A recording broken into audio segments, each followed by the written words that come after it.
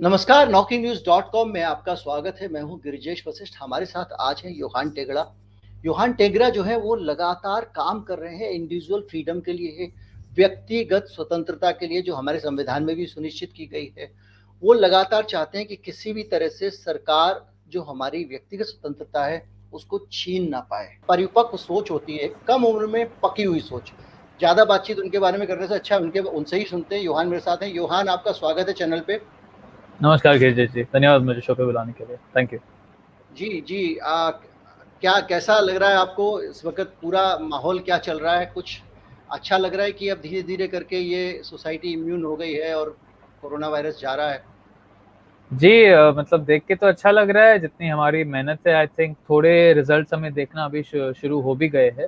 Of course हम देख रहे हैं कि भारत में जो सीरो सर्वे का डेटा है या जिसको हम हर्ड इम्यूनिटी भी बोलते हैं वो काफ़ी हद तक डेवलप हो गई है और जो रिस्ट्रिक्शंस है काफ़ी स्टेट्स में नीचे गए हैं। अभी तो मेरे हिसाब से कोरोना वायरस से रिलेटिंग डरने की इतनी जो संभावनाएं है या कंट्रोल्स है वो इतने नहीं है, पर जो जैसे आपने बोला टीकों का जो कोवर्शन हो रहा है उसी पे अभी काफ़ी चिंता है और लोग काफ़ी प्रेशराइज हो रहे हैं देश भर से इसको लेने के लिए, जब उनको चाहिए नहीं दूसरी चीज़ें एक्सेस करने के लिए जिसको टीके से लिंक कर दिया गया है।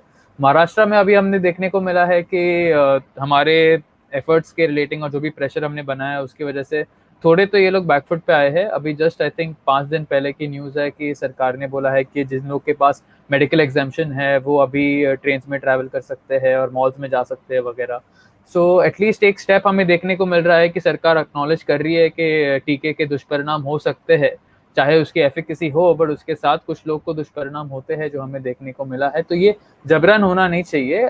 तो ये खुशी की बात है कि सरकार अभी इसको एक्नॉलेज कर रही है और यहाँ पे और इनके लिए एग्जामेशन बनाया है। पर जैसे हमें चाहिए कि पूरी तरीके से एग्जामेशन जो है वो निकाल दिया जाए, बिकॉज जैसे आप भी बोलते हैं आपके चैनल पे और जो सारे एपिडेमियोलॉजिस्ट है मेन स्ट्रीम में भी ये सब लोग बोलते हैं कि टीके का कोई सबूत नहीं है कि ये ट्रांसमिशन को रोकने वाला है।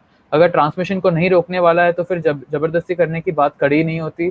फिर ये अगर काम करता भी है, जो लोग मानते हैं, कुछ लोग मानते हैं कुछ लोग नहीं मानते हैं, बट अगर लोग मानते हैं कि काम भी करता है डेथ को कम करने के लिए, हॉस्पिटलाइजेशन को कम करने के लिए, फिर ये एक इंडिविजुअल डिसीजन होता है जो हर व्यक्ति को खुद से करना चाहिए। और मैं एक कह दूं एक कि एक एक जी, हिंदुस्तान जी जी में आप एक एपिडेमिक एक्ट लगा हुआ है जिसके कारण बहुत सारी जगहों पे जाके लोगों की जो जाति आज़ादी है, जो निजी स्वतंत्रता है, उसको कहीं न कहीं बाधित किया जाता है। बहुत सारे ऐसे फैसले सरकार सारे कानूनों और सारी जो हिंदुस्तान की लिबर्टी है, उसको कमज़ोर करके ले रही है। तो वो उस पूरे हालात में आपको क्या लगता है कि इस एक्ट को अब हट जाना चाहिए, वापस ले लेना चाहिए, या अभी भी सिचुएशन ऐसी है कि इसको बने रहना चाहिए? मेरे हिसाब से कभी एक्ट लागू होना नहीं चाहिए था। ऑनेस्टली मैं बोलूँ तो मेरे हिसाब से अगर मैं ऐसा नहीं मानता कि वायरस नहीं है, मैं खुद वायरस बिलीवर हूँ। तो जब वायरस आया भी था शुरुआत में तो बस थोड़े इनिशियल स्टेजेस में जो है वो रिस्ट्रिक्शंस और मास टेस्टिंग वगैरह ये काम कर सकता है, जब कम्युनिटी स्प्रेड तक जाता नहीं तब तक। बट एक बार ये कम्युनिटी स्प्रेड में चले गया, जो 2020 के ही काफ़ी शुरुआत में हो गया था, फिर ये सब रिस्ट्रिक्शंस रखने का कोई साइंटिफिक या वैज्ञानिक बेसिस नहीं है। तो मेरे हिसाब से तब तब तब से ही चले जाने चाहिए थे। बट एटलीस्ट अभी सौम्या स्वामीनाथन ने आई थिंक खुद आके स्टेटमेंट दिया है, काफ़ी लोग स्टेटमेंट दे रहे हैं कि भारत में ये एंडेमिक हो गया है। अभी थोड़े थोड़े हमें वेव्स ऐसे इधर उधर थोड़े स्पेसिफिक एरियाज में देखने को मिलेंगे, बट ऐसे नेशन वाइड या स्टेट वाइड वेव्स हमें देखने को नहीं मिलेंगे। ये खुद इन मेन स्ट्रीम साइंटिस्ट का ही ओपिनियन है। तो जब ये बात सच है तो अब एटलीस्ट अभी तो, अगर पहले नहीं एटलीस्ट अभी तो रिस्ट्रिक्शंस निकल जाने चाहिए, बिकॉज अगर ये एंडेमिक स्टेज पे आ गया है तो फिर पैंडेमिक का डेफिनेशन ही अप्लाई नहीं होता है एपिडेमिक डिजीज एक्ट पे, तो फिर इसका लागू रहने का कोई बेसिस नहीं है अभी। एक चीज़ मैं और देखता हूँ, आपने बहुत जगह स्लोगन, एक जगह आपकी टी-शर्ट पे भी लिखा हुआ था कि अनार्की फॉर फ्रीडम। इसका क्या मतलब है? क्या आप अनार्किस्ट हैं? क्या आप फ्रीडम, आपकी फ्रीडम का मतलब उन बहुत सारी फ्रीडम, उस क्योंकि आजकल हम हिंदुस्तान में एक नेशनलिज़्म के दौर में गुज़र रहे हैं, जिसमें बहुत सारे नेशनलिज़्म के मिसइंटरप्रिटेशन चल रहे हैं और बहुत ज़्यादा जो इंडिविजुअल फ्रीडम है, उसको नेशनलिज़्म के नाम पे क्रश किया जा रहा है कि आप देशभक्ति के नाम पे आपको कुछ भी ये करना पड़ेगा, पड़ेगा, पड़ेगा, पड़ेगा वाला जो एक बहुत सारा एक हर जगह जो पड़ेगा है कि ज़बरदस्ती करना पड़ेगा, ये जो चीज़ें आ रही है, इस बीच में आपका ये जो थॉट है अनार्की वाला, ये क्या रोल प्ले करता है और आपकी इसके पीछे आइडियोलॉजी क्या है? जी, मैं सेल्फ ओनरशिप और प्रॉपर्टी राइट्स प्रिंसिपल में मानता हूँ। मतलब हर पर्सन को ये अधिकार होना चाहिए कि वो अपने जो शरीर में जा रहा है और जो शरीर से वो कर रहा है, उसका निर्णय लेने का हक सिर्फ वो व्यक्ति को ही होना चाहिए जिसका शरीर है वो, और उसकी प्रॉपर्टी के साथ। मतलब जब हम दुनिया में आते हैं और कोई भी जो चीज़ें हमारी किसी की होती नहीं है, उसके साथ जब हम अपना एनर्जी मिलाते हैं तो वो हमारी हो जाती है, उसको हम प्राइवेट प्रॉपर्टी बोलते हैं। मतलब अगर किसी ने बैठ के घर बनाया, किसी ने बैठ के कुछ काम करके कुछ खरीदा है, तो वो उसका है, वो उसकी प्रॉपर्टी है। तो उस पे भी हर निर्णय लेने का हक उसका होना चाहिए। ये प्रॉपर्टी राइट्स और जो सेल्फ ओनरशिप की जो राइट है, अधिकार है, इस ये प्रिंसिपल्स में मैं मानता हूँ। अभी जो सरकारी व्यवस्था है उसमें सबसे बड़ी दिक्कत मैं देखता हूँ कि इन अधिकारों को हमेशा कुछ चीज बैलेंस करने में देखा जाता है। मतलब आपके कॉन्स्टिट्यूशन भी हमारा कहता है कि आपके इंडिविजुअल राइट्स है, बट इसको हमें बैलेंस करना है पब्लिक गुड के नाम पे या ग्रेटर गुड। जो भी आप राष्ट्रवाद की बात कर रहे थे कि नेशन को कुछ थ्रेट आ गया तो उसको हम इंडिविजुअल राइट्स को कम करेंगे, लिमिट करेंगे। ये ऐसा हमारे जो सरकारी व्यवस्था है उसमें इंश्राइंड है ये, और ये मैं देखता हूँ कि आज सबसे बड़ी समस्या हमारी यही है। बिकॉज हम लोग क्योंकि मानते हैं कि ये राइट्स फंडामेंटल नहीं है। मतलब ये जैसे अमेरिकन कॉन्स्टिट्यूशन के जो लेखक थे, उन्होंने बोला था कि ये राइट्स इनएलिएनेबल है। मतलब ये राइट हमें भगवान खुद देते हैं, हमारी धरती पे आए हुए उसका वजूद ही हमारा ये अधिकार बन जाता है, और ये हमसे कोई छीन नहीं सकता। मतलब सरकार हमें अधिकार देती नहीं है, सरकार को बनाया गया था ये अधिकार जो हमें भगवान या कुदरत ने दिए हैं नेचुरली, उनको बचाने के लिए सरकार बनाई गई थी। और आज हम देख रहे हैं कि सरकार ही उन अधिकारों का सबसे बड़ी जो है वो एनिमी बन गई है या दुश्मन बन गई है उसकी। तो मैं मानता हूँ कि ये जो अधिकार है ये एब्सोल्यूट है। मतलब ये कभी बैलेंस नहीं हो सकते कोई ग्रेटर गुड या ऐसा कुछ चीज इन्वोक करके। बिकॉज जो हम कलेक्टिव बोलते हैं, मतलब जो पब्लिक हम बोलते हैं कि पब्लिक के अधिकार है वगैरह, मेरे हिसाब से पब्लिक के कोई अधिकार है ही नहीं। पब्लिक बस एक शब्द है जो हम यूज करते हैं इंडिविजुअल्स को डिफाइन करने के लिए। मतलब जो हर व्यक्ति एक व्यक्ति करके समूह बनता है तब वो पब्लिक बनता है। तो अगर आप पब्लिक गुड के नाम पे व्यक्तिगत अधिकारों को ही लिमिट कर रहे हो तो फिर पब्लिक गुड तो हो ही नहीं रहा है, बिकॉज पब्लिक ही इंडिविजुअल से बना हुआ है।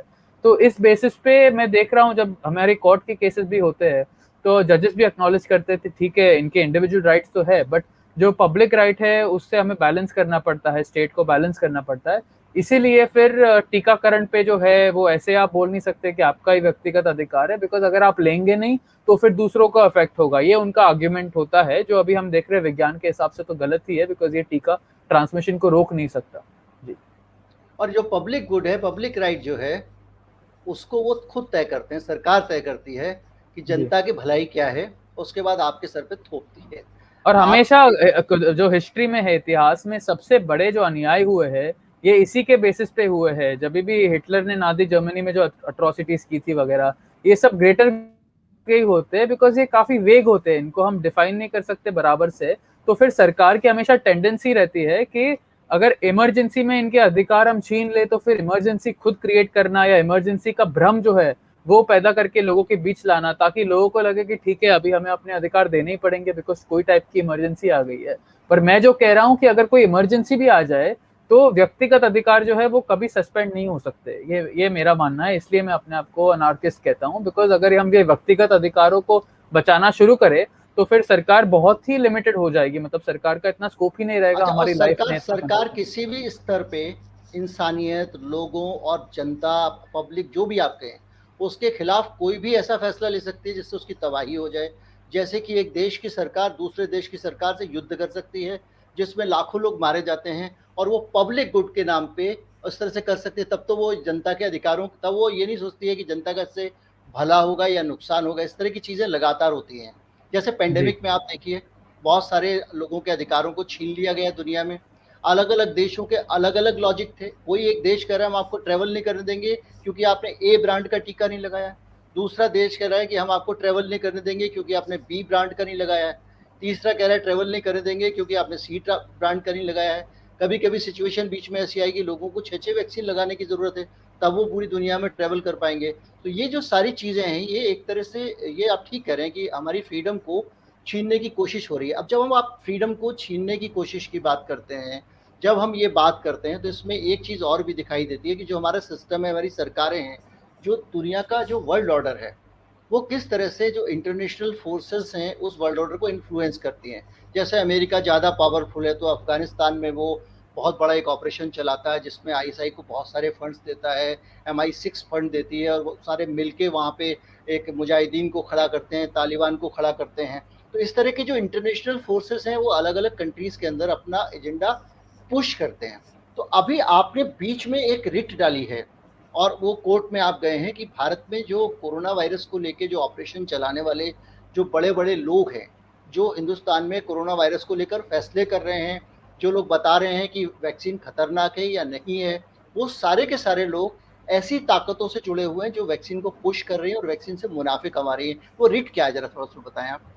जी, मैं थोड़ा क्लैरिफाई कर दूं, रिट अभी तक फाइल नहीं हुई है। अभी तक हमने ओके। रिट जो है बॉम्बे हाई कोर्ट में फाइल की थी जबरन टीकाकरण के खिलाफ। तो जी, जी। उसी के रिलेटिंग में जो डेवलपमेंट आपको बोल रहा हूँ कि अभी तक तो केस सुनवाई के लिए भी नहीं आया है। एक हियरिंग होके चली गई, फिर जो जज का बेंच था उन्होंने बोला कि ये रिट नहीं है, ये पब्लिक इंटरेस्ट का मैटर है, तो इसको हम कन्वर्ट कर देते हैं।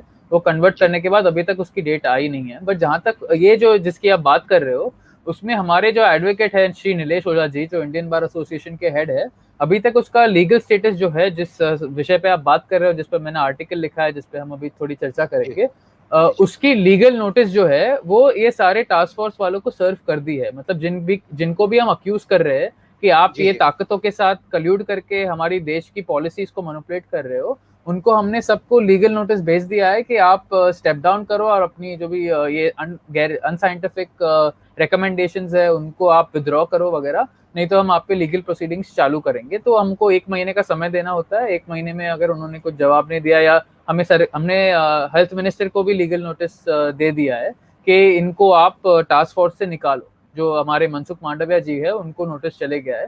तो अगर ये 1 महीने में कुछ स्टेप्स नहीं लेते और ये कंप्लेंट पे एक्ट नहीं करते, तो फिर हम जाके सुप्रीम कोर्ट मूव करने वाले हैं। और थोड़ी गुड न्यूज़ है कि गवर्नमेंट ने हमारी कंप्लेंट को एक्नॉलेज किया है, उसका नंबर दिया है और उसके लिए डेट भी दी है कि इस डेट तक हम आपको अपडेट रखेंगे कि इस पे क्या एक्शन लिया जा रहा है। तो अभी हम मतलब अब ऑब्जर्व कर रहे हैं कि इस स्टेज पे क्या हो रहा है। अगर कुछ समय में कुछ होगा नहीं तो फिर हम जाके सुप्रीम कोर्ट ये मूव नोटिस करेंगे। आपने जो आपने जो नोटिस इन लोगों को भेजा है, उस नोटिस में आपने क्या लिखा है? क्या इनके ऊपर आपने आरोप लगाए हैं? क्या आपने आपको लगता है कि इन लोगों ने गड़बड़ की है या क्या गलत हुआ है? जी, तो इसमें कुछ प्रोमिनेंट लोग निकल के आते हैं। मेरा मेन एलिगेशन यही है कि जो सरकार ने टास्क फोर्स सेटअप करके रखी है पैंडेमिक शुरू हुआ तब से, इस टास्क फोर्स में जो लोग पॉपुलेट किए गए हैं वो गहरे संबंध रखते हैं इन षड्यंत्रकारी ताकतों के साथ, जो ये पूरे वैश्विक षड्यंत्र के पीछे है, हमारे अधिकारों को कम मैं करना। आपको और रोकूँगा, जी, जी, षड्यंत्रकारी हैं, षड्यंत्र हो चुका है, ये मेरे ख्याल से अभी तक एस्टेब्लिश नहीं हुआ है। हम ये कह सकते हैं कि जो लोग शायद इनसे फ़ायदा, अगर आपके पास में आप अगर इसको साबित कर सकते हैं तो अलग बात है। लेकिन जी, अभी जी, तक जो है, अभी तक यही है कि कुछ ऐसे लोग हैं जिनको इससे बेनिफिट हो रहा है। जैसे बिल गेट्स साहब हैं, उन्होंने बहुत पैसा अपने अलग-अलग फ़ार्मा कंपनियों में लगाया हुआ है और वो फ़ार्मा कंपनियाँ टीके बनाती हैं और उन्हीं के फाउंडेशंस और उनकी बहुत सारे ऑर्गनाइज़ेशन से ये लोग जुड़े हुए हैं। तो इस तरह का जो इस तरह की चीज़ें। कॉन्फ्लिक्ट ऑफ इंटरेस्ट बोल सकते हो आप। जी, जी, जी, जी, जी, जी। जी, तो मैं जब षड्यंत्र यूज़ करता हूँ वर्ड, उसका डेफिनिशन वही है कि कुछ लोग सीक्रेट में कल्यूड कर रहे हैं कुछ गैर कानूनी चीज़ करने के लिए। वो कंस्पिरेसी शब्द का मतलब है और इस शब्द के डेफिनिशन के हिसाब से हम डूब रहे हैं षड्यंत्रों में। तो आप देख जी, सकते हो कॉन्फ्लिक्ट ऑफ इंटरेस्ट भी एक टाइप का षड्यंत्र ही है, बिकॉज़ कानून के हिसाब से ये गैर कानूनी मामला है। और हमारे सुप्रीम कोर्ट के बेंच के प्रीवियस जजमेंट्स भी है कि कभी भी कोई पॉलिसी मेकिंग में अगर कोई ऐसा व्यक्ति इन्वॉल्व होता है जिसको उससे पर्सनल फाइनेंशियल बेनिफिट हो रहा है, कोई भी टाइप का बेनिफिट हो रहा है, तो वो उसमें इन्वॉल्व नहीं हो सकता और कोई तो वो कमिटी कौन-कौन सेटअप। लोग हैं, उनको क्या-क्या जी। बेनिफिट हो रहे हैं, ये अगर आप थोड़ा क्लियर करें तो बड़ी जी, आसानी जी, होगी जी। समझ। जी, जी, जी, जी। तो इसमें कुछ नाम है, मैं प्रोमिनेंट नाम ले लेता हूँ, जो भारत में मीडिया को भी काफ़ी इन्फ्लुएंस करते हैं और काफ़ी सारे डिसीजन मेकिंग बॉडीज़ में भी बैठे हैं। इनके नाम होंगे नरेंद्र कुमार अरोरा, विनोद पॉल है, फिर गगनदीप कांग है, बलराम भार्गवा, रणदीप गुलेरिया, ये लोग ऐसे। क्या-क्या करते हैं? जैसे बहुत सारे लोग नहीं जानते हैं कि एन के अरोड़ा कौन जी, है। जी। तो अगर जी। आप बताते चलें और मेरे ख्याल से एक-एक नाम के साथ-साथ उनके पीछे उनके ऊपर क्या आरोप हैं आपके, ये भी साफ जी। होता जाए तो ठीक रहेगा। बिल्कुल, बिल्कुल। तो नरेंद्र कुमार अरोड़ा जो है वो एक्चुअली गेट्स फाउंडेशन के एडवाइज़र है। उनकी रिसर्च जो है वो डायरेक्टली गेट्स फाउंडेशन फंड करती है। अभी जैसे आपने बोला, गेट्स फाउंडेशन फार्मा कंपनीज़ के साथ बहुत ही क्लोज़ तरीके से काम करते हैं। मतलब वो अपने आप को पोर्ट्रे करते हैं कि वो एक फिलैंथ्रोपिस्ट है और ये ऐसे टाइप के इंप्रेशन बना के रखा है। पीआर काफ़ी यूज़ किया गया है उनकी इमेज बनाने के लिए पब्लिक में। बट एक्चुअली में उनका स्ट्रैटेजी क्या रहता है कि वो ये टीके और फार्मा कंपनीज में बहुत ही बड़े इन्वेस्टमेंट रखती है, और उसकी मनी ट्रेल भी क्लियर है, उस पर भी रिसर्च अवेलेबल है कि वो फार्मा कंपनीज में रखते हैं इन्वेस्टमेंट और टीके की कंपनी में, और फिर जाके ये अपनी एनजीओ को यूज करते हैं मार्केट ओपन अप करने के लिए, ताकि इन फार्मा कंपनीज का मुनाफा हो, ऐसी बॉडीज फॉर्म करने के लिए जो ये डेवलपिंग कंट्रीज में टीकों के मार्केट खोले, ज्यादा टीके बिके, ऐसी स्ट्रेटेजीज बनाए, पॉलिसीज को मैनिपुलेट करे वगैरह। तो गेट्स फाउंडेशन इन सब चीजों में इन्वॉल्व है। तो अभी ये नरेंद्र अरोड़ा जो है, जिसका मैंने नाम लिया, ये गेट्स फाउंडेशन के एडवाइजर है, मतलब एक गेट्स फाउंडेशन को खुद एडवाइस करते हैं, प्रॉब्ली उनके पेरोल पे भी है वो, उनको डायरेक्ट उनकी रिसर्च के लिए फंडिंग आती है गेट फाउंडेशन से। मैंने अपने आर्टिकल में जो ग्रांट है उसका भी लिंक लगा दिया है। फिर आप देखोगे तो वो जाके एईएफआई कमेटी में बैठते हैं। अभी आपने एडवर्स इवेंट्स की बात की अपने चैनल पे कि टीका लेने के बाद दुष्परिणाम हो सकते हैं, हर आदमी को नहीं होते, बट कुछ लोग जो वल्नरेबल होते हैं उनको हो सकते हैं। तो अभी ये कॉन्फ्लिक्ट ऑफ इंटरेस्ट का मैटर क्यों आता है यहाँ पे? बिकॉज ये भाई साहब गेट फाउंडेशन के इतने क्लोज संबंध में है, उनसे पैसा भी ले रहे हो अपनी रिसर्च के लिए, और फिर जाके वो एईएफआई कमेटी को एडवाइस कर रहे हैं और उनके हेड है। मतलब अभी आप कुछ मीडिया रिपोर्ट्स में देखोगे तो उनको बोला जाता है कि वो हेड है इनके, और फिर कुछ मीडिया रिपोर्ट से बोला जाता है कि एडवाइजर है, हाई लेवल एडवाइजर है वो। तो जो भी है वो, बट वो एईएफआई कमेटी जो है, जो निर्णय लेती है कि भारत में टीका लगने के बाद क्या कनेक्शन है टीका का, जो इवेंट हुआ, दुष्प्रभाव हुआ, मतलब ब्लड क्लॉट हो गया, किसी को हार्ट अटैक हो गया, तो उसका टीके के साथ क्या कनेक्शन है, वो निर्णय ये एईएफआई कमेटी लेती है, और उसके हेड जो है वो नरेंद्र अरोड़ा है। फिर ये जाके एनटीएजीआई कमेटी में भी बैठते हैं। एनटीएजीआई है national technical advisory group on immunization. वहां पे ये निर्णय लिया जाता है कि भारत के पब्लिक शेड्यूल में कौन से टीके अप्रूव होके आएंगे, कौन से नहीं आएंगे। मतलब भारत में इतने जो पब्लिक हेल्थ सिस्टम में इतने लोगों को टीके लगते हैं, वो टीका कौन सा होगा कौन सा नहीं होगा, वो निर्णय ये कमेटी लेती है। और इस कमेटी में भी एनके अरोड़ा चेयर है वो, मतलब नॉर्मल आदमी नहीं है, वो चेयर पर्सन है, वो काफी इन्फ्लुएंस रखते हैं डिसाइड करने में कि भारत में कौन सा टीका आएगा नहीं आएगा। तो ऐसे करके आप अगर उदाहरण ले लो तो फिर वो पीएचएफआई में भी टीचिंग फैकल्टी रहे हैं। पीएचएफआई का जो मुद्दा है मैंने अपना आर्टिकल में बहुत ही विस्तार से उठाया है, पर इसमें मैं संक्षिप्त में बताऊं तो भारत सरकार के अंदर एक पब्लिक प्राइवेट पार्टनरशिप के नाम पे एक ऐसी संस्था बिठाई गई है जिसकी शुरुआत ही गेट्स फाउंडेशन ने की थी। मतलब गेट्स फाउंडेशन ने 65 करोड़, मतलब 65 करोड़ का ग्रांट दिया था पीएचएफआई को शुरू करने के लिए। इन लोग ने टैक्स पेयर के पैसे से 100 करोड़ और डाला उसमें, और गेट्स फाउंडेशन ने उसकी शुरुआत की। और उसके बोर्ड पे आप देखोगे तो सारे भारत के जो बिलियनर क्लास है, मुकेश अंबानी भी इसके बोर्ड पे पहले बैठते थे, रतन टाटा का रिप्रेजेंटेशन रहा है वहां पे, आनंद महिंद्रा, नारायण मूर्ति, तो सारे बिलियनर क्लास भारत के रिप्रेजेंटेड है वहां पे। गेट्स फाउंडेशन के डायरेक्टर भी बैठे हैं उनके बोर्ड पे, मतलब गेट्स फाउंडेशन के ग्लोबल डायरेक्टर है, भारत के इंडियन हेड जो है गेट्स फाउंडेशन के, वो सब ये पीएचएफआई के बोर्ड पे बैठते हैं। और पीएचएफआई को हर साल पैसा आता है। आप देखोगे तो ये साल पीएचएफआई को पीएचएफआई करती क्या है भारत में, करती क्या है पीएचएफआई? पब्लिक हेल्थ पॉलिसीज को इन्फ्लुएंस करना, मतलब इनको बिठाया गया था पब्लिक हेल्थ यूनिवर्सिटी सेटअप करने के लिए। और फिर अब जाके आप देखोगे तो मैंने अपने आर्टिकल में डिस्क्राइब किया है कि कैसे बहुत सारे पीएचएफआई के लोग जो है वो स्टेट गवर्नमेंट की पॉलिसी इन्फ्लुएंस कर रहे हैं। और नेशनल लेवल पे जो टास्क फोर्स बिठाई है, वो टास्क फोर्स में भी 6 से 7 लोग पीएचएफआई के गवर्निंग बॉडी में बैठते हैं और उसके साथ इन्फ्लुएंस रखते हैं पीएचएफआई का। तो जब इस तरह की पॉलिसी, मैं आपको सॉरी इंटरप्ट कर रहा हूं, कोई बात इस तरह की पॉलिसी मेकिंग कोई अगर बॉडी है, उस बॉडी में अगर मैं इसके गेट्स फाउंडेशन वाली रिलेशनशिप को मैं 1 मिनट के लिए अगर अलग रखना चाहूँ, तो कोई इस तरह की बॉडी है जो हिंदुस्तान की जो पब्लिक हेल्थ की पॉलिसीज़ को डिसाइड करती है, उसको बनाने वाले लोग अगर कॉरपोरेट के लोग होंगे, कैपिटलिस्ट लोग होंगे, बड़े-बड़े लोग होंगे, तो उसकी जो पॉलिसीज़ बनेंगी वो जो समाज में सबसे पीछे का आदमी है, सबसे नीचे का आदमी है, उसको सोचकर पॉलिसी कैसे बनेगी? उनको तो उसके दर्द का ही एहसास नहीं है, उनको पता ही नहीं है। उनके तो प्रॉफिट लॉस और ये सारी चीज़ें उनके दिमाग में ज़्यादा रहती हैं। तो ये क्या ये भी एक इम्पैक्ट हो सकता है इस तरह के फंड्स का और इस तरह की संस्थाओं का? बिल्कुल, बहुत बड़ा इम्पैक्ट है। इस पे जर्नलिस्ट है कपिल बजाज नाम के, वो इन्वेस्टिगेटिव जर्नलिस्ट है। उन्होंने 2011 से इस मुद्दे पे काम किया और बहुत सारे आर्टिकल्स लिखे हैं। इनफैक्ट उन्होंने नारायण मूर्ति के साथ इंटरव्यू करके पूछा भी था कि आप अपने कॉन्फ्लिक्ट्स ऑफ इंटरेस्ट कैसे हैंडल करते हो। मतलब आपकी बोर्ड में जो है फोर्टिस ग्रुप के हेड बैठे हैं। फोर्टिस ग्रुप भारत में सबसे बड़ा हॉस्पिटल चेन चलाता है और ये मतलब फार्मा कंपनी में इतने बड़े मेजर है। तो वो बैठ के पीएचएफआई की बोर्ड में बैठ रहे हैं और पीएचएफआई फिर गवर्नमेंट की पॉलिसीज को इन्फ्लुएंस कर रहा है। तो ये डायरेक्ट मतलब हम कैसे टॉलरेट कर सकते हैं इसको। और आप देखोगे तो पीएचएफआई की फंडिंग इन सारे लोगों से आती है। मतलब फार्मा कंपनीज के सबसे बड़े से बड़े ग्लैक्सोस्मिथक्लाइन, मर्क, फाइजर का इनको बहुत बड़ा ग्रांट आया जनवरी में। इस साल 2021 के जनवरी में इनको फाइजर से ग्रांट आया। जून में अभी 2021 में गेट्स फाउंडेशन से इनको बड़ा ग्रांट आया है। तो इनकी पैसा रिकरिंग आते जाता है, रॉकफेलर फाउंडेशन से, यूएसएड से, वर्ल्ड बैंक वगैरह, क्वीन ऑफ इंग्लैंड से, इन सारे बड़े बड़े फोर्सेस से इनको बहुत ढेर सारा पैसा मिलता है, फार्मा कंपनीज से। अभी जो कोविड-19 के टाइम पे टेस्टिंग जो कंपनी है एबिट, उनसे भी उनको बहुत सारा पैसा आया है।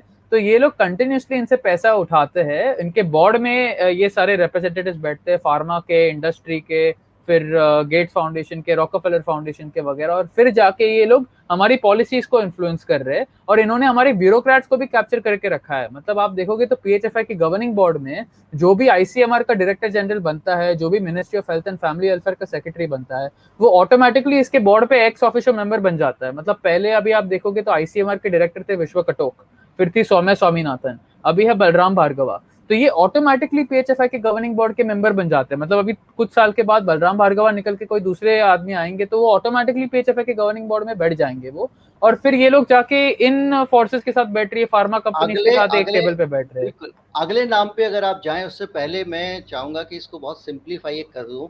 हिंदुस्तान में जो जनता की सेहत से जुड़ी हुई पॉलिसीज बनती हैं, उसके लिए एक संस्था बनाई गई जनता से जुड़ी हुई। जनता की पॉलिसीज बनाने के लिए, जो योहान अभी कह रहे थे कि जनता की भलाई के नाम पे होता है, और वो एक संस्था बनाई गई। उस संस्था को बिल गेट ने पैसे दिए कि भाई संस्था बना लो। उसका सरकार ने बिल गेट से डबल पैसा उसमें लगाया और फिर वो एक संस्था बनाई। और उस संस्था में जो सारे लोग इससे मोटा मोटा मुनाफा कमा सकते हैं वो पैसा लगाते हैं, वो पैसा देते हैं उस संस्था को चलाने के लिए। सारी फार्मा लॉबी, फार्मा कंपनियां, हॉस्पिटल लॉबी, बड़े बड़े लोग उसमें पैसा देते हैं और उस पैसे से ये संस्था चलती है।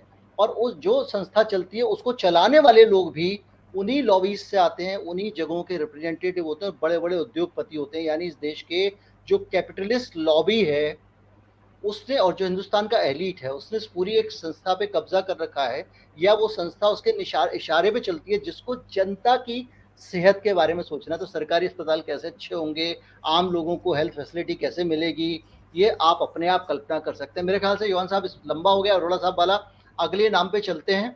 और प्लीज। जी जी, तो ये समझने वाली बात है कि इन्होंने बहुत ही इन्फ्लुएंस रखा है। आप देखोगे तो अभी जो आयुष्मान भारत स्कीम लॉन्च हुई है, नेशनल रूरल हेल्थ मिशन रहा है भारत में, हमारी कोविड की जो टास्क फोर्स है, ये सारे एरियाज में पीएचएफआई के लोग ने बहुत ही इन्फ्लुएंस रख के मैनिपुलेट किया है। दूसरे नाम पे जाए तो गगनदीप कांग है, वो बहुत बड़ी वायरोलॉजिस्ट है, सीएमसी वेलोर में बैठती है वो। उनकी अगर आप देखोगे तो 60 से 70% फंडिंग जो है वो गेट्स फाउंडेशन से आती है। वो वेलकम ट्रस्ट की, मतलब रिसर्च लैब की हेड है वो। वेलकम ट्रस्ट की आप रिसर्च करोगे तो सेम गेट्स फाउंडेशन जैसा ही है। वेलकम ट्रस्ट एक्चुअली उसकी शुरुआत ही हुई थी फार्मा कंपनी का ब्रेकअप होके, और फिर वेलकम ट्रस्ट भी बहुत सारा इन्वेस्टमेंट रखते हैं फार्मा कंपनी से, और फिर ऐसे मतलब रिसर्च को मैनिपुलेट करने के लिए उनको यूज किया जाता है। तो आप देखोगे तो फिर गगनदीप कांग जो है वो सेपी की वाइस चेयर है। सेपी एक ऐसी संस्था है जो गेट्स फाउंडेशन ने और कुछ गवर्नमेंट ने सेटअप की थी वैक्सीन डेवलपमेंट को एक्सेलरेट करने के लिए। मतलब इसमें भी काफी सारा पैसा जा रहा है उनका वैक्सीन बनाने के लिए, और उसकी वाइस चेयर है गगनदीप कांग। फिर वो भी एनटीएजीआई की कोर मेंबर है। एनटीएजीआई की मैंने बात की कि वो लोग भारत में बैठ के अप्रूव करते हैं कौन से टीके आने चाहिए। तो ऐसे आप देखोगे तो वो बेसिकली एईएफआई जो कॉजालिटी असेसमेंट होता है, मतलब टीके के बाद जो मौत होती है उसकी जो गाइडलाइंस है कि कैसे हम तय कर सकते हैं कि ये टीके से हुआ, टीके से नहीं हुआ, उसको आप स्टडी करोगे तो बहुत साल पहले फार्मा कंपनीज ने और वैक्सीन कंपनीज ने वो गाइडलाइंस को चेंज कर दी। और वो गाइडलाइंस चेंज करने में भी गगनदीप कांग इन्वॉल्व थी। आप उसकी भी जाके लिंक देख सकते हो। और उसके गेट्स फाउंडेशन की भी एडवाइजर है। अगेन वो उसकी फंडिंग काफी सारी जो होती है रिसर्च के लिए गेट्स फाउंडेशन से होती है। तो ये इनके कॉन्फ्लिक्ट्स है। फिर है के विजय राघवन। अगर आप के विजय राघवन को स्टडी करेंगे तो ये प्रिंसिपल साइंटिफिक एडवाइजर है गवर्नमेंट ऑफ इंडिया को। ये रॉकफेलर फाउंडेशन के साथ बहुत ही गहरे संबंध है इनके। रॉकफेलर फाउंडेशन एक ऐसी फाउंडेशन है जो वर्ल्ड वॉर 2 के पहले यूजेनिक्स मूवमेंट को हेड करती थी। यूजेनिक्स एक ऐसा मूवमेंट था जो काफी रेसिस्ट था। मतलब भाई भारतीयों के लिए समझना बहुत इंपॉर्टेंट है कि यूजेनिक्स क्या है, क्योंकि ये लोग ऐसी फंडिंग में पैसा डाल रहे थे जहां पे ये लोग फोर्सफुली लोगों की नसबंदी कर रहे थे। मतलब ये लोग निर्णय लेते कि अगर आप काले हो तो आपको जीने का हक नहीं है, अगर आप दारू पीते हो 2 जनरेशन से ज्यादा तो जीने का हक नहीं है वगैरह। तो ये एलीट लोग फिर आपको रास्ते पे से उठा के फोर्सफुली आपकी नसबंदी कर देते थे। ऐसी बैकग्राउंड है रॉकफेलर फाउंडेशन की वर्ल्ड वॉर 2 के पहले। इनफैक्ट इतना बुरा उनका हाल हो गया कि अभी उनको एक्नॉलेज भी करना पड़ रहा है कि हम वर्ल्ड वॉर 2 के पहले यूजेनिक्स में इन्वॉल्व थे। फिर ये पीएचएफआई के गवर्निंग बोर्ड में भी बैठते हैं, के विजय राघवन जो मैंने बोला। और पीएचएफआई के बारे में तो मैंने आपको बता दिया। गेट्स फाउंडेशन ने एक कैंपेन चालू की थी पहली लहर के बाद लोगों में बिहेवियर चेंज लाने के लिए। मतलब उनका व्यवहार हम कैसे बदले, ये गेट्स फाउंडेशन ने डिजाइन करके दिया था। उसको इम्प्लीमेंट किया था नीति आयोग ने, और नीति आयोग में जो मेंबर है वीके पॉल, विनोद पॉल और विजय राघवन ने इसको इम्प्लीमेंट किया था। तो लिटरली ऐसा हाल हो गया है कि गेट्स फाउंडेशन कैंपेन्स डिजाइन करके दे रहा है हमारी सरकार को, और फिर ये जो भी लोग हैं जो इनके साथ ही बैठ के काम करते हैं, इनसे पैसा ले रहे वगैरह, ये जाके गेट्स फाउंडेशन की डिजाइन कैंपेन भारत की जनता पे ठोप देते हैं, पूरा मीडिया रिस्पॉन्स कोऑर्डिनेट करते हैं सेंटर से। ये है, इतना लेवल का इन्फ्लुएंस है इनका। तो फिर ये कुछ मेन लोग हैं जो हमारी कोविड की टास्क फोर्स में नहीं बैठे, जो भारत में बहुत इन्फ्लुएंस रखते हैं। ये 3 नाम जो मैंने लिए वो रिपीटेडली टीवी पे आपको दिखेंगे, अगर आप इनके नाम सर्च करोगे तो मीडिया में आते रहेंगे। स्पेसिफिकली गगनदीप कांग काफी वायर और ये सारे आउटलेट्स में आती रहती है, टीवी पे भी आती रहती है। नरेंद्र अरोरा जो है, विजय राघवन, ये भी लोग काफी टीवी पे आते रहते हैं और गवर्नमेंट का रिस्पॉन्स जो है वो रिप्रेजेंट करते हैं लोगों को। बाकी कुछ लोग भी है जैसे कि बलराम भार्गवा जी है, रणदीप गुलेरिया है, राजेश भूषण जो है हमारे यूनियन हेल्थ सेक्रेटरी है वगैरह। तो इन सब के भी काफी सारे कॉन्फ्लिक्ट्स है जो मैं मेंशन कर सकता हूँ। पर मैं शुरुआत करना चाहूंगा वीके पॉल से। वीके पॉल एक बहुत ही इन्फ्लुएंशियल ब्यूरोक्रेट है, वो एक पीडियाट्रिशियन भी रहे हैं। पर उनके अगर आप कॉन्फ्लिक्ट समझने जाओगे तो आप देख सकते हो कि जो गेट्स फाउंडेशन की कैंपेन की मैंने बात की, वो डिजाइन करके इनके ही थ्रू लॉन्च हुई थी। फिर आप देख सकते हो ये पीएचएफआई में भी बहुत हद तक इन्वॉल्व है। ये वेलकम ट्रस्ट से अपनी रिसर्च के लिए फंडिंग लेते हैं। वेलकम ट्रस्ट के बारे में भी मैंने बात की है कि वो कैसे इन फार्मा कंपनीज के साथ इन्वॉल्व है। अगर आप देखोगे तो भारत में टीकाकरण का जो कम्युनिकेशन स्ट्रेटेजी है, मतलब सरकार क्या कम्युनिकेशन स्ट्रेटेजी ले रही है कि पूर्णता सुरक्षित है, पूर्णता इफेक्टिव है वगैरह, इसमें भी आप देखोगे तो इसको कौन हैंडल कर रहा है, तो आपको दिखेंगे आईटीएसयू, गेट्स फाउंडेशन और यूनिसेफ। ठीक है, तो गेट्स फाउंडेशन लिटरली बैठ के भारत की वैक्सीन की कम्युनिकेशन स्ट्रेटेजी डिसाइड कर रहा है कि सरकार इसको कैसे कम्युनिकेट करेगी, कैसे डाउट्स को वो लोग वैक्सीन हेजिटेंसी के नाम पे कम करेंगे वगैरह। तो इसमें भी आप देखोगे तो फिर वो एडवाइजरी पैनल में इन सब के साथ काम कर रहे हैं वीके पॉल। तो ऐसे करके उनकी जो कुछ रिपोर्ट्स है वो भी गेट्स फाउंडेशन ने फंड की थी, उस पर भी काम कर रहे हैं। तो ये है वीके पॉल के कॉन्फ्लिक्ट्स। फिर आप जाके देख सकते हो बलराम भार्गवा जी। बलराम भार्गवा ने एक्चुअली एक यूनिवर्सिटी सेटअप की थी, international school of bio design. उसकी फंडिंग भी उन्होंने गेट्स फाउंडेशन और फाइजर से उठाई थी। और फिर आप देखोगे तो बलराम भार्गवा भी पीएचएफआई के गवर्निंग बॉडी में बैठ रहे। पीएचएफआई के बारे में मैंने बताया जैसे कि बरो समझना इंपॉर्टेंट है कि पीएचएफआई एक ऐसी संस्था है जो ये फार्मा कंपनीज, गेट्स वगैरह ही नहीं सेटअप की है भारत की पब्लिक हेल्थ पॉलिसीज को मैनिपुलेट करने के लिए। और हमारे काफी सारे अधिकारी, ब्यूरोक्रेट जो है वो इस संस्था के तहत अभी कैप्चर हो चुके हैं। तो बलराम भार्गवा का भी काफी सारे कॉन्फ्लिक्ट्स आपको देखने को मिलेंगे। वो एनटीएजीआई में भी इन्वॉल्व है और ये सारी कमिटीज जो है वो भारत में निर्णय लेती है। ऑफकोर्स आईसीएमआर के तो हेड है ही वो। तो आईसीएमआर काफी सारा हद तक अभी जो है टास्क फोर्स भी आईसीएमआर ने ही सेटअप किया है। आप देखोगे तो कोवैक्सीन के पीछे भी 5% की रॉयल्टी आईसीएमआर को जा रही है। तो वैसे टाइप की कॉन्फ्लिक्ट्स ऑफ इंटरेस्ट भी उठ के आते हैं सामने। और वो इंटरनेशनल वैक्सीन इंस्टीट्यूट के भी बोर्ड में बैठते हैं बलराम भार्गवा। तो इसका भी आप देखोगे तो फंडिंग इंटरनेशनल वैक्सीन इंस्टीट्यूट का, Gates Foundation, Wellcome Trust, CEPI वगैरह इन्हीं लोगों से हो रहा है। और इनके बहुत सारे दूसरे कॉन्फ्लिक्ट्स है। ये लोग फिर जाके साइरस पूनावाला को और किरण मजुमदार शॉ, जो मतलब कोविशील्ड के जो हेड है साइरस पूनावाला, उनको अवार्ड दिया था बलराम भार्गवा ने बिल गेट्स के साथ। मतलब आप देखोगे तो बिल गेट्स को तो आईसीएमआर के फंक्शन में आया था और फिर इन दोनों को अवार्ड दिया था बलराम भार्गवा और बिल गेट्स ने। ये नेगवैक के भी मेंबर है। नेगवैक एक ऐसी संस्था है जो भारत में निर्णय लेती है कि कोविड-19 वैक्सीन की R&D जो है, रिसर्च है, कितने प्राइस पे हम लेंगे टीका मैन्युफैक्चर से वगैरह। टीके के जो भी सारे निर्णय होते हैं ना उसके रिसर्च के और बाइंग के वगैरह, कैसे इम्प्लीमेंट होंगे, वो कितना लगेगा, कितना लगेगा, किसको लगेगा, कौन जी सा लगेगा, वो जी कितने का खरीदेंगे, ये जी सारे फैसले कौन लोग कर रहे हैं? वो लोग कर रहे हैं जो कहीं ना कहीं इनडायरेक्टली उन कंपनियों से जुड़े हैं जो टीका बना रही हैं, बेच रही हैं और टीका का कारोबार कर रहे हैं। ये आपका आरोप है।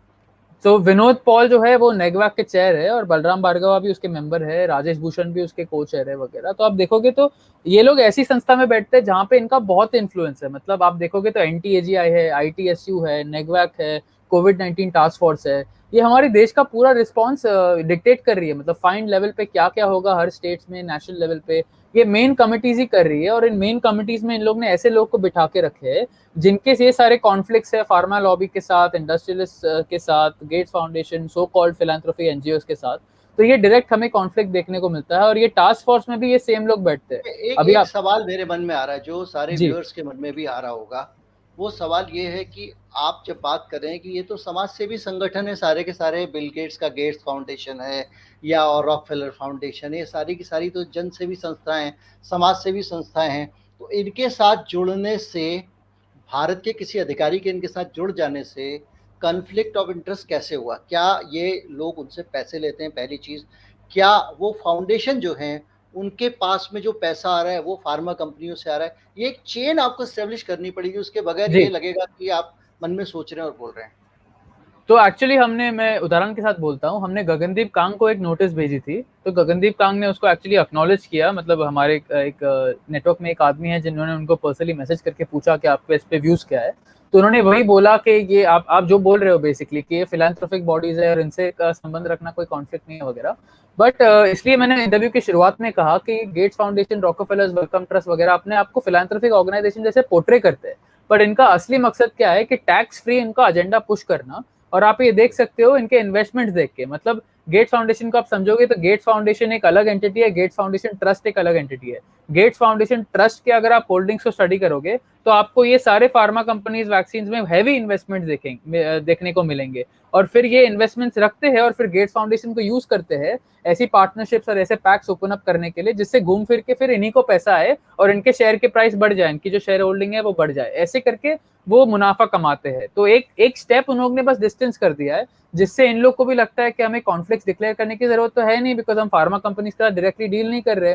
पर जैसे मैंने बोला, अगर वो भी आर्ग्यूमेंट है तो पीएचएफआई में अगर गवर्निंग बोर्ड में आप बैठ रहे हो तो फिर डायरेक्ट कॉन्फ्लिक्ट ऑफ इंटरेस्ट है ना, बिकॉज पीएचएफआई को तो हर साल फार्मा कंपनी से आ रही है। एटलीस्ट इन सारी चीज़ों की एक एक इंडिपेंडेंट जांच तो बनती है, भले ही वो सुप्रीम कोर्ट की कोई कमेटी करे या पार्लियामेंट की कोई कमेटी करे, एटलीस्ट हायर लेवल पे जांच होनी चाहिए। क्योंकि जब आप ये बात कह रहे हैं, पीएचएफआई की बात करें, तो एक बात मेरे दिमाग में भी आती है कि भारत में जितनी भी नई हेल्थ पॉलिसीज़ बन रही हैं, उन सारी पॉलिसीज़ के सेंटर में इंश्योरेंस है। सीधे लोगों को जो बेनिफिट दिया जाता था, दवा दी जाती थी, इलाज दिया जाता था, डॉक्टर दिए जाते थे, हॉस्पिटल दिए जाते थे, उसकी जगह आपको उन्होंने कहा कि आपका एक इंश्योरेंस कर दिया 50,000 रुपये का, 1 लाख रुपए का, 2 लाख रुपए का, और 2 लाख रुपए तक का इलाज आप इस बीमा से करा सकते हैं। इसका मतलब ये हुआ कि आप पूरा का पूरा जो फार्मा सेक्टर है, पूरा पूरा हॉस्पिटल सेक्टर है, पूरा मेडिकल सेक्टर है, उसको आप बूस्ट कर रहे हैं। क्योंकि आप जब इंश्योरेंस से चीज़ों को जोड़ते हैं तो लोग आसानी से खर्च कर पाते हैं, पहली चीज़। और दूसरा, बीच में एक थर्ड पार्टी इंश्योरेंस होने के कारण ये कैपिटलिज्म को बूस्ट मिलता है, जो सीधे सीधे आपको एक वेलफेयर स्टेट होना चाहिए, लोगों को फ़ायदा देना चाहिए। उसकी जगह आप क्या करते हैं, प्राइवेट हॉस्पिटल को बिजनेस देते हैं, क्योंकि इंश्योरेंस होगा तो लोग प्राइवेट हॉस्पिटल में इलाज करा पाएंगे। तो आप प्राइवेट हॉस्पिटल को बिजनेस देते हैं, इसके अलावा आप जो है इंश्योरेंस कंपनीज को बिजनेस देते हैं, और जो जनता है उसको जो बेनिफिट मिलना चाहिए सरकार के फंड्स का, वो नहीं मिल पाता, वो काफ़ी कम हो जाता है। जी जी जी, तो सरकारी फंड से भी इन लोग ने ऐसे ही किया है कि ऐसी इंश्योरेंस स्कीम सेटअप की है जिसके फिर डायरेक्ट बेनिफिट्स फार्मा कंपनीज को जाते हैं उनकी सेल से वगैरह। और ऐसे एलोपैथिक सिस्टम में लोगों को फोर्सफुली पुश किया जाता है अपने टैक्स पेयर के पैसे से। मतलब दूसरे ऑल्टरनेटिव्स भी है हेल्थ स्पेस में, अगर एलोपैथी में किसी को नहीं जाना है तो फिर वहां पे ये इंश्योरेंस अप्लाई नहीं होते। तो ये ऐसी टाइप की एडवांटेज या एक स्टेप अहेड देते हैं इन स्पेसिफिक एलोपैथी को दूसरे हेल्थ सिस्टम्स के रिलेटिंग। और आप ये कॉन्फ्लिक्ट ऑफ इंटरेस्ट का मुद्दा भी इजीली समझ सकते हो। अगर सोचो कि दाऊद इब्राहिम का किसी के साथ कॉन्फ्लिक्ट है तो वो डायरेक्टली मोस्टली थोड़ी मैनेज करेगा, क्योंकि वो बहुत ऑब्वियस हो जाता है, तो वो अपने भाई के थ्रू राउट कराएगा या किसी मतलब थर्ड पार्टी के थ्रू राउट कराएगा जिससे उसके ऊपर डायरेक्टली ना जाए। तो आप गेट्स फाउंडेशन के बारे में सोचने जाओगे तो उन्होंने भी कुछ ऐसी व्यवस्था बना के रखी है कि डायरेक्ट फार्मा कंपनी से आप मत उठाओ, बट ये एक स्टेप बीच में रख दो ताकि आपको भी कॉन्फ्लिक्ट डिक्लेयर ना करे और लोगों को भी लगे कि ये तो फिलैंथ्रोफी है तो इसमें दिक्कत क्या है। तो ये मतलब इंटेलिजेंट लोग सोचेंगे इसके बारे में तो बुद्धू नहीं बनेंगे, बाकी आम जनता तो बन सकती है। बाकी आप मनी ट्रेल स्टडी करोगे तो काफी क्लियर है कि कॉन्फ्लिक्ट ऑफ इंटरेस्ट डेफिनेटली है, और पीएचएफआई से तो डायरेक्टली कॉन्फ्लिक्ट है। जी जी जी तो अब आपको क्या लग रहा है कि अब जैसे अदालत में आप गए हैं, बहुत सारी दुनिया देश भर में रिट पड़ी है, तो इस पूरे मामले में आगे आपको क्या लगता है, चीज़ें किस डायरेक्शन में जाने वाली हैं, क्या होने वाला है? आपको कहाँ तक लग रहा है कि सिस्टम में कुछ आपके हाथ लगेगा, कुछ आपके हाथ लगने का मतलब ये है कि कुछ कहीं ना कहीं कुछ बेटर होगा, कुछ जनहित में होगा, आम आदमी थोड़ा आज़ाद महसूस करेगा? जी, हम देख रहे हैं कि जहाँ पे हम पुशबैक दे रहे हैं वहां पे हमें थोड़े रिजल्ट्स देखने को मिल रहे हैं। जैसे मैंने बोला कि अभी महाराष्ट्र की बात है, तो out of the blue randomly nowhere से इन लोग ने मेडिकल सर्टिफिकेट को मतलब एक्सेप्ट किया है, जहाँ पे कोई भी स्टेट में नहीं हो रहा। अगर आप देखोगे तो गुजरात में जहाँ पे इतने लोग लड़ नहीं रहे इसके खिलाफ, वहां पे स्थिति बहुत ही बिगड़ गई है। वहां पे तो अभी ये लोग ऐसे ऑर्डर्स निकाल रहे हैं कि रास्ते रास्ते पे पुलिस वाले रैंडमली आके आपका टीका सर्टिफिकेट चेक करेंगे और नहीं है तो आपको जाके लगा देंगे। तो हमें देखने को मिल रहा है कि अगर लोग साथ में आएंगे, संगठित होंगे और अपनी एफर्ट्स और एनर्जीज को बराबर चैनल से उसको फोकस करेंगे, मतलब ये सारे लीगल एक्शंस लेके और ग्राउंड पे प्रेशर बना के तब जाके हमें चेंजेस देखने को मिल सकते हैं। और हमें ऑलरेडी कुछ पॉजिटिव साइंस देखने को मिल रही है। तो अभी आप देखने को मिल रहा है कि गवर्नमेंट ने भी ये स्टैंड लिया है कि ऑल्दो एनटीएजे कमेटी ने बच्चों के टीके अप्रूव कर दिए, पर गवर्नमेंट बोल रही है कि नहीं, अभी हम नहीं लगाएंगे, अभी थोड़ा वेट कर रहे हैं, दूसरे कंट्रीज से डेटा आएगा तब जाके लगाएंगे। कुछ मेंबर्स को हमने अक्यूज किया है यहाँ पे जिनके पहले कॉन्ट्रडिक्टरी स्टेटमेंट थे चिल्ड्रंस वैक्सीन के रिलेटिंग। अभी गगनदीप कांग ने भी आके बोला है कि 15 से नीचे के बच्चों को टीका जरूरी नहीं है वगैरह, हेल्दी बच्चों को। तो हम देख रहे हैं कि इन पे जितना प्रेशर हम बनाएंगे और जितना उन पे हम एक्शन लेंगे उतना ये लोग थोड़े बैकफुट पे आएंगे। वो मेरा यहाँ ओवरऑल यहाँ पे आउटलुक है। पब्लिक का रोल बढ़ जाता है। वो लोग अगर जी थोड़ा सा संगठित हों, इकट्ठे हों, एक साथ मिलके आवाज़ उठाएं। देखिए किसानों ने आवाज़ उठाई है, बहुत ऐसा नहीं है कि वो देश की बड़ी आबादी का प्रतिनिधित्व कर रहे हैं, लेकिन जब उन्होंने आवाज़ उठाई है, वो सड़क पे आए, तो उसका असर दिख रहा है। अब जी सरकार जो है वो सकपकाई हुई है, तो ये बदलाव तो जब आप आते हैं, सड़क पे आते हैं, कुछ काम करते हैं, इकट्ठे होते हैं। सबसे बड़ी बात ये संगठन सबसे ज़्यादा पावरफुल है। अगर आप संगठित होते हैं, दिल्ली में एक उदाहरण आपने जब दिलाया तो मुझे याद आ गया कि 15 अक्टूबर के बाद में दिल्ली सरकार के जो एम्प्लॉई हैं, अगर उन्होंने वैक्सीन नहीं ली है तो उनको दफ्तर में घुसने नहीं दिया जाएगा। तो इसके लिए कुछ कर रहे हैं आप? जी, हम बहुत कुछ कर रहे हैं। एक्चुअली हमने मेडिकल सर्टिफिकेट का एक टेम्पलेट है, हमारे लॉयर्स ने बनाया है, नीलेश ओझा जी ने बनाया है, वो हमने प्रोवाइड किया है। हमने एक लेटर टू अथॉरिटीज प्रोवाइड किया है, जो बहुत ही प्राइवेट ऑर्गेनाइजेशन में इसने बहुत काम किया है। मतलब लोग ये जाके लेटर देते हैं, इसमें सारे हाई कोर्ट्स के जजमेंट्स के जो भी रेफरेंसेज है वो दिए हैं। सुप्रीम कोर्ट का भी एक कॉमन कॉज का केस है जहाँ पे वो लोग इन्फ्लुएंजा वैक्सीन के जजमेंट को साइड करते हैं यूके से। तो ये सारे कोर्ट के जजमेंट जो है वो मैंडेटरी वैक्सीन के अगेंस्ट है, वो हमने उसमें रेफरेंस किए हैं। और जो भी वैज्ञानिक सबूत है इसका कि टीका देने से आप मैंडेट क्यों नहीं होना चाहिए सरकार उसके वैज्ञानिक सरकार खुद बेसिस भी में। कहती है, हेल्थ मिनिस्टर का बयान था कि जी वैक्सीन जी, मैंडेटरी नहीं है। उसमें हेल्थ आरटीआईज भी सेक्रेटरी का अटैच्ड बयान है। था। हाँ, बिल्कुल बिल्कुल। आरटीआईज में उन्होंने कहा है मैंडेटरी नहीं है। तो ये एक एक चीज मेरे दिमाग में बार बार आती है, वो कौन सी फोर्स है जो ऑफिशियली सरकार कह रही है कि मैंडेटरी नहीं है, उसके बावजूद देश भर में अलग अलग हिस्सों में अलग अलग लेवल पे, छोटे लेवल पे, बड़े लेवल पे, एक गवर्नमेंट दूसरी गवर्नमेंट जो है इसको फोर्स कर रहे हैं। क्या वो कौन सी फोर्सेस पूरी चीज़ को कोऑर्डिनेट कर रही है? वो कोई कौन सी चीज़ें हैं जो इन सारे लोगों को फोर्स वैक्सीनेशन के लिए प्रेरणा दे रही है? या एक कहीं कोई भ्रम है, कहीं कोई अफवाह है कि भाई जबरदस्ती कर ही देना चाहिए? क्या वो कह रहा है, क्यों हो रहा है ये, क्या लगता है आपको? देखो, मैं आपको बहुत ही ऑनेस्ट असेसमेंट देता हूँ। मेरे हिसाब से जुडिशरी का व्यवहार इस मुद्दे पे यही रहा है कि जितना समय खरीद सकते हैं उतना वो लोग खरीद रहे। मतलब जितना मैटर्स डिले हो सकते हैं उतने हो रहे हैं। हमने सुप्रीम कोर्ट में 6 महीने हो गए हमें केस फाइल किए हुए वगैरह। एक कॉलिन गोंजाल्विस नाम के सीनियर एडवोकेट है सुप्रीम कोर्ट के, ह्यूमन राइट्स लॉ नेटवर्क को हेड करते, तो उनके साथ काम करके हमने मई में एक बहुत ही शानदार जो है एडवर्स इवेंट्स और इसके रिलेटिंग एक पिटिशन डाला था कि टीके फोर्स नहीं होनी चाहिए। बेनिफिट होते होंगे बट दुष्प्रभाव भी बहुत सारे हैं, तो उसको अनिवार्य नहीं होना चाहिए। और भारत सरकार तो खुद ही कह रही है, जैसे आपने बोला कि नहीं है। इनफैक्ट वो लोग पार्लियामेंट में आके कह रहे हैं कि हम लोग कंपनसेशन नहीं दे सकते बिकॉज ये वॉलंटरी है, हम लोग अनिवार्य नहीं कर रहे, इसके लिए कंपनसेशन की बात आती नहीं है। ये ऐसी इनके आर्ग्यूमेंट्स है पार्लियामेंट में आके। तो फिर हमने जो भी पिटिशन फाइल किया अभी तक उनको डिले किया जा रहा है। मतलब सुप्रीम कोर्ट में ये पिटिशन की अभी तक एक हियरिंग भी नहीं आई है। प्रशांत भूषण जी की भी पिटिशन की हियरिंग आई तो एक सुनवाई हुई उसकी, उसके बाद तो फिर डेट पे डेट देते जा रहे हैं। बॉम्बे हाईकोर्ट में भी हमने फाइल किया है तो उसका डेट अभी 1.5 महीने से पेंडिंग है। तो हम देख रहे हैं कि लोगों का प्रेशर बन नहीं रहा है। इसके लिए जुडिशरी का भी काफी लैक्स एटीट्यूड है और उन लोग ने सेंटर के लेवल पे ये लोग लॉ नहीं बना सकते। बिकॉज आप अगर लीगल इस पे स्टडी करोगे तो 5-6 हाईकोर्ट के जजमेंट्स आ गए इसके अगेंस्ट। एक ऐसा हाईकोर्ट का जजमेंट नहीं है जो बोलता है कि टीका लेना अनिवार्य है। उनके पास एडवाइस है। अगर आप कुछ प्रो वैक्सीन जजेस को भी सुनोगे, उनके पास एडवाइस है, कभी ऑर्डर में लिख के नहीं दिया है उन लोग ने कि ऐसा होना चाहिए। ठीक है, तो इसके लिए वो लोग उसको ऑफिशियली मैंडेट नहीं कर सकते बिकॉज ये मेरा कानून के सवाल खिलाफ मेरा जाता है। वो ठीक है। मेरा सवाल सिर्फ एक छोटा सा था कि वो क्या वजह है कि बहुत सारे कोर्स जैसे आप बता रहे हैं उसको, उसमें टाइम बाइंग कर रहे हैं।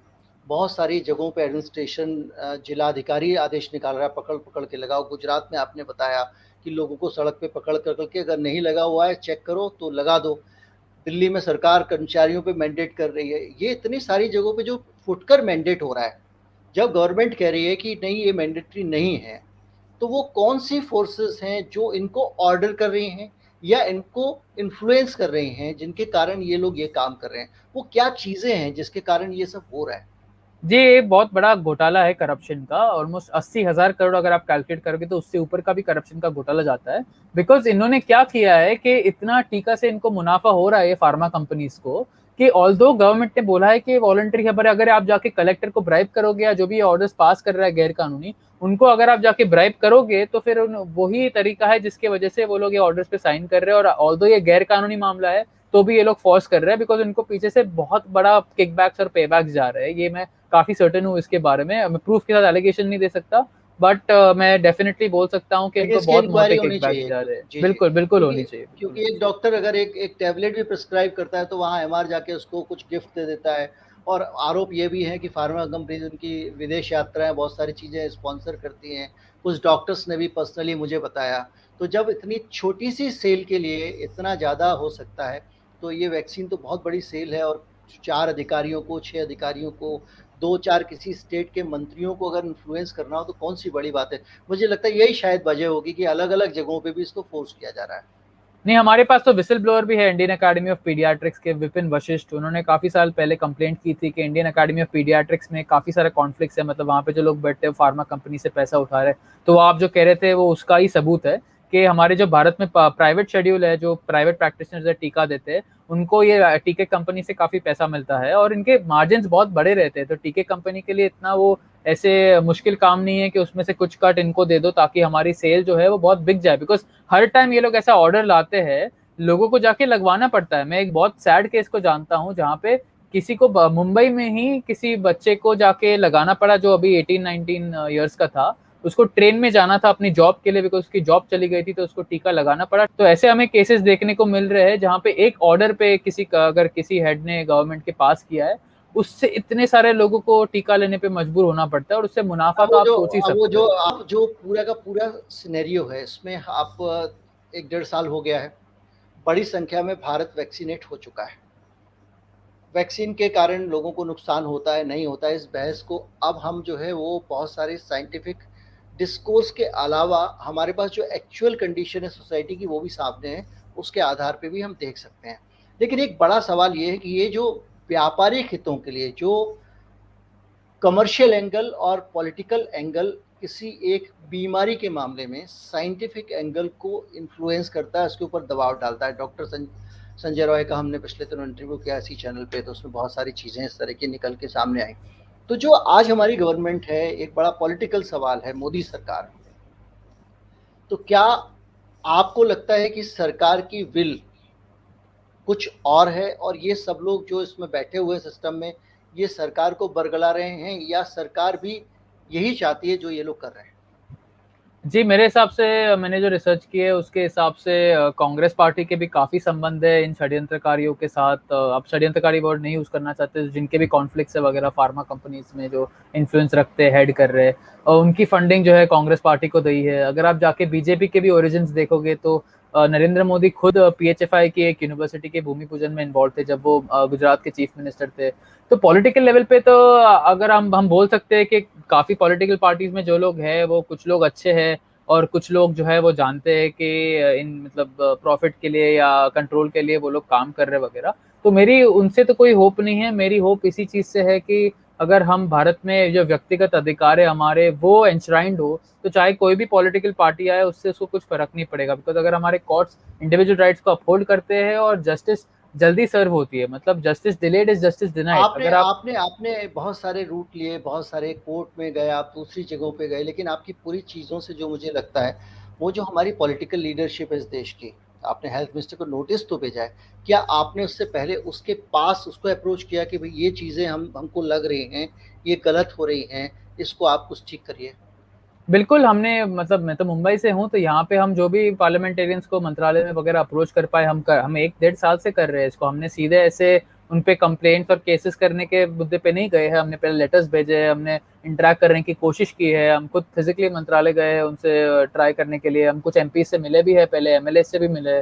काफ़ी सारे लोग मुद्दे को समझते हैं, पर फिर उसको पॉलिटिकली आगे लेके जाना कुछ लोग के बस में होता है, नहीं होता है। तो जितना हमसे वो लेवल पे हुआ है लॉबी करने का, उनको ट्राई कोशिश करे कि अच्छा विज्ञान दिखाए जिससे वो इन्फ्लुएंस हो सके, वो हमने 1.5-2 साल से किया है, पर अभी तक उसका हमें कोई नतीजा देखने को मिला नहीं है। इसके लिए हम लीगल चैनल्स और जो भी आंदोलन कर रहे हैं ग्राउंड लेवल पे वो हम अभी जारी कर रहे हैं और उसको और भी बढ़ाना चाहते हैं ताकि फाइनली हमारे योहन, डिसीजन में कोई एक फेवर आए। सवाल और, आप इतना सारा जो कर रहे हैं इसको पर्सनल लाइफ के साथ कैसे बैलेंस करते हैं? क्योंकि एक चीज़ ये कही जाती है कि जो लोग क्रांतिकारी हैं और सिस्टम के खिलाफ आवाज़ उठा रहे होते हैं, काम कर रहे होते हैं, कुछ लोग सलाह देते हैं उनको शादी-वादी नहीं करनी चाहिए, उनको घर परिवार से दूर रहना चाहिए, क्योंकि इनकी चीज़ें बड़ी डिस्टर्ब होती हैं। आप कैसे बैलेंस करते हैं इसको? नहीं, मेरा ऑलवेज जब मैं इस फील्ड में घुसा तब मेरा जो पर्सपेक्टिव था वो क्लियर था कि मुझे जो सच है मैं उसको परस्यू करूंगा, और चाहे मेरे दोस्त लोग कुछ भी सोचे, चाहे परिवार कुछ भी सोचे, मुझे उससे फर्क नहीं पड़ता। इसकी वजह से मैं आज ये 6 साल से काम करते आया हूँ। 2 साल से तो मतलब जब से ये कोरोना वायरस का पैंडेमिक शुरू हुआ है तब से मैं काम कर रहा हूँ इसके रिलेटिंग, बट उसके पहले भी मैं 4 साल से एक्टिविस्ट ही था, और ये मुद्दे जो है वैश्विक स्तर पे जो हो रहे हैं उसके बारे में अपनी रिसर्च प्रेजेंट करता था उसके पहले भी। तो पर्सनल लाइफ को बैलेंस करना मेरे हिसाब से अभी एक आदत बन गई है। मतलब मैं अभी आप देखोगे तो मैं इसमें भी इन्वॉल्व हूँ, मेरा करियर भी है, मतलब मैं मेडिकल फील्ड में काम करता हूँ एक हेल्थ केयर कंपनी में। फिर फ्रेंड्स को बैलेंस करना, फैमिली लाइफ बैलेंस करना, अभी ये सब एक टाइप की आदत बन गई है। मैं ऐसा तो डेफिनेटली नहीं बोलूंगा कि अगर हम ऐसा काम कर रहे हैं तो उन सब मैटर्स में हम इन्वॉल्व नहीं हो सकते, बट डेफिनेटली जितना हम समय दे पाते हैं उधर, वो अगर मैं ये नहीं कर रहा होता तो बहुत ही ज्यादा होता। पर मेरे लिए सब चीज़ें इंपॉर्टेंट है, ये ऑब्वियसली सबसे इम्पोर्टेंट चीज़ है मेरे लिए।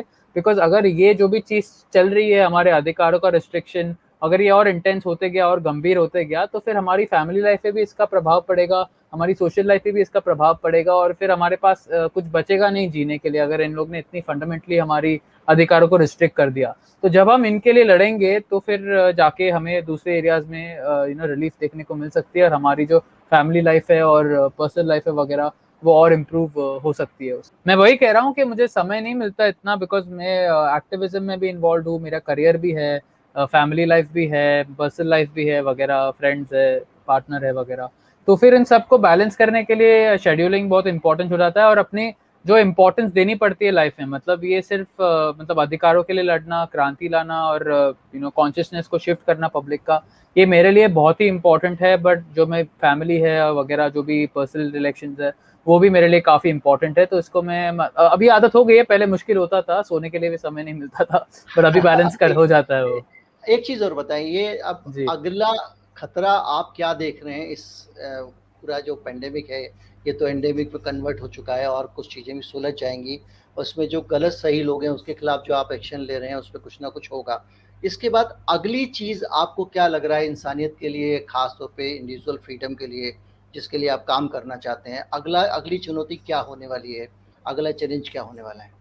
मेरे हिसाब से जो क्लाइमेट चेंज का जो डर यूज किया जा रहा है लोगों को मैनिपुलेट करने के लिए, ये हमारा अगला पड़ाव है। व्यक्तिगत अधिकारों को लिमिट करने के लिए जो पावर्स है दुनिया में, उसको वो लोग मैनिपुलेट करेंगे और यूज करेंगे हमारे अधिकार कम करने के लिए। बिकॉज मैं आपको उदाहरण देता हूँ, अभी एक वायरस को इतना हाइप करके डरा के इन लोग ने हम पे इतने सारे रिस्ट्रिक्शंस और हमारे अधिकार छीन लिए, मतलब ट्रैवल करने का, शरीर स्वतंत्रता का, कितने बजे बिजनेस खोल सकते हैं, कितने बजे बंद करना है वगैरह, इतने सारे जो फंडामेंटल राइट्स है, सांस लेने का फ्रीली वगैरह, ये सब रिस्ट्रिक्ट किए गए हैं। और अभी आप सोचो कि अगर मतलब एक नेशनल और इंटरनेशनल लेवल पे अगर हमें CO2 कार्बन डाइऑक्साइड से डराया जाए कि आप जितना कार्बन डाइऑक्साइड छोड़ोगे उससे धरती कोलैप्स होने वाली है। अभी आप देखोगे तो रिपोर्ट्स निकल के आ रहे हैं कि 5 साल में धरती तबाह हो जाएगी अगर कार्बन फुटप्रिंट हमने जीरो नहीं किया तो वगैरह। बिल गेट्स भी डायरेक्टली कार्बन डोरिंग टेक्नोलॉजीज पे और आसमान में केमिकल्स वगैरह स्प्रे करने के लिए ऑफिशियली वो लोग अभी काम कर रहे हैं, ग्लोबल वार्मिंग को कम करने के नैरेटिव से।